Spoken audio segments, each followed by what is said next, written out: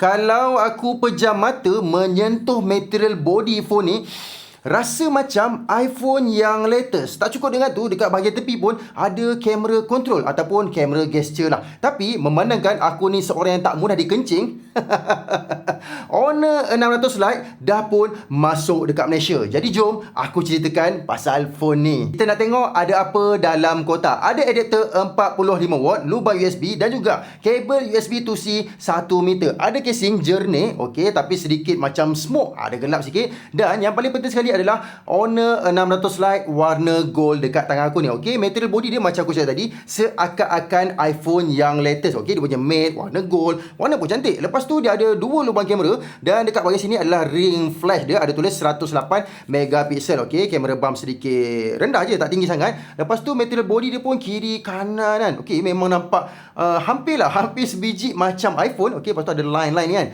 Line-line ni menunjukkan macam iPhone lah. Dan button kamera gesture control ni, okey, volume up, volume down. Okey, lepas tu skrin dia adalah rata dan bezel dia ni pun bagi aku agak nipis, agak menarik lah untuk harga dia yang tak berapa mahal ni. Untuk bahagian RAM ada 12 tambah 12GB, total 24GB RAM. Storage ada sampai 256GB. Bagi aku, walaupun zaman sekarang ni orang kata RAM dah mahal, tapi Honor masih cuba bagi harga yang mampu milik. Seterusnya ada juga bahagian skrin ada 1.5K AMOLED display. Fingerprint dekat dalam skrin, jangan risau, bukan dekat bahagian button tepi. Untuk layan movie kan, okey, nak tengok movie 4K macam aku tengah layan ni, memang tak ada masalah. Sebab apa?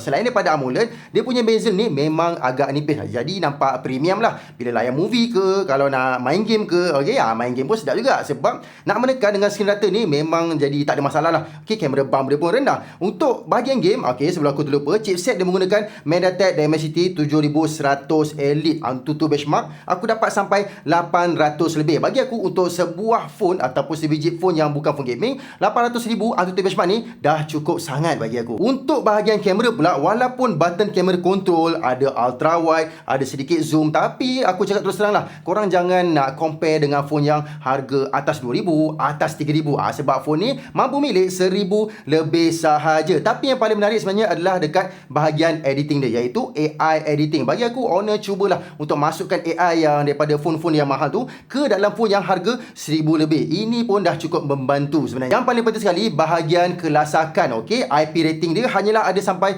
IP66 water and dust. Harga dia RM1399, siap dengan rebate dan juga warranty tambahan. Memang agak menarik. Namun, apa pendapat korang? Baik beli tak Honor 600 Lite ni ataupun